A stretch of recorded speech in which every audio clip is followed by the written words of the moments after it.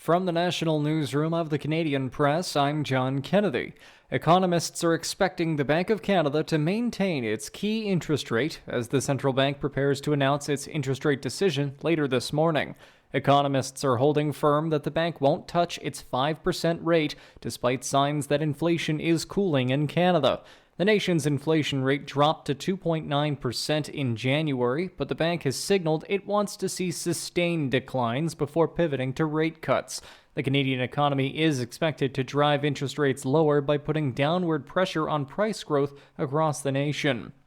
Immigrant and migrant women in Nova Scotia were an important part of the essential worker labor force during the COVID-19 pandemic, and their physical and mental health suffered as a result.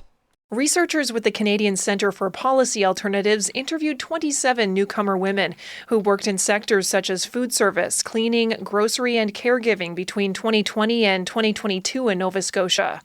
The report says the women described experiencing extreme stress at work. Many highlighted the challenge of enforcing COVID-19 restrictions on the job, which sometimes led to violent or angry outbursts from the public. Emily Joveski, The Canadian Press. A proposal to explore the possibility of a supervised drug consumption site in Richmond, BC was scrapped last month, but it's still provoking anger and opposition. Geographer Justin Say, who has studied Richmond's Chinese-speaking communities, says there's a kind of identity politics at play in Richmond, but it's mostly to do with parental identity rather than race or culture. That people seem to be interested in talking about their identity as parents.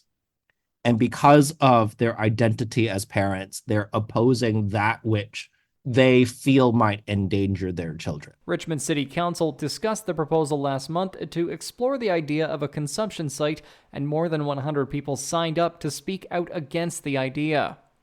Nearly 5 months of fighting has left much of Gaza City scrambling for food to survive, while pressure grows internationally for Israel and Hamas to reach some form of a deal.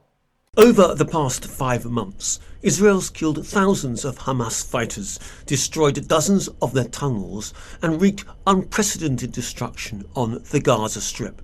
But it faces a dilemma that was clear from the start of the war. It can try to annihilate Hamas, which would mean almost certain death for the estimated 100 hostages still held in Gaza, or it can cut a deal that would allow the militants to claim a victory and likely seal an end for Prime Minister Benjamin Netanyahu's long political career. Such dilemmas might be seen as acceptable by Hamas, which valorizes martyrdom.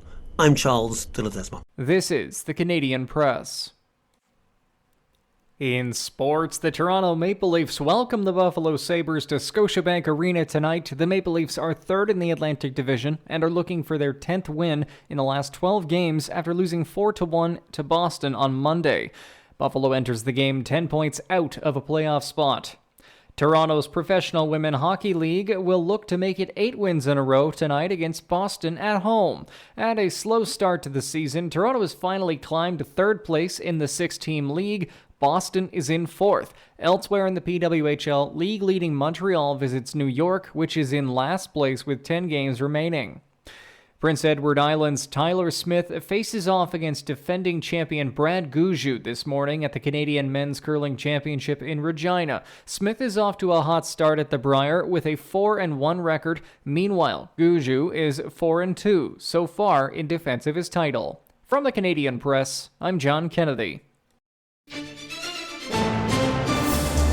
Thanks for listening. Don't forget to follow and subscribe. For more of today's top stories, visit thecanadianpressnews.ca.